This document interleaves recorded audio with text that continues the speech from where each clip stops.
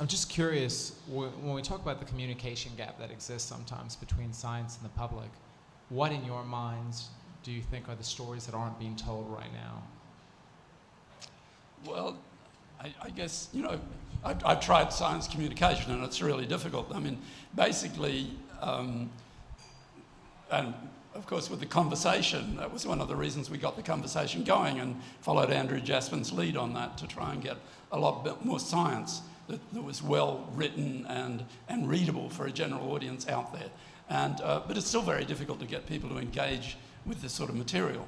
And if you think of the enormously dramatic things you can show, for instance, for cigarette smoking, I mean, you can show the blackened lungs, the tumours, people getting their feet amputated, and still that doesn't necessarily get through to the people you want to get through to. So I think it's extremely challenging to get that good information out. And of course, now, when you have an advocacy for, say, vaccines, you also have an advocacy for anti-vaccine, which is not based in evidence, but it still has an emotional tugs in a lot of levels. So there's also this issue of good, valid, science-based information that will run into, for instance, perceptions in a broader community, disinformation that's out on the web, and we all know about that with climate change and so forth.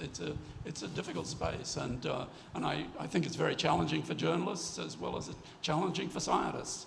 And the interface between journalists and scientists has always been difficult, where particularly you don't have a lot of specialist scientist journalists anymore, because talking to some journalist friends, basically the issue is if they don't really get the issue properly, what you tend to get is a story on the politics of the situation rather than on actually the basic science.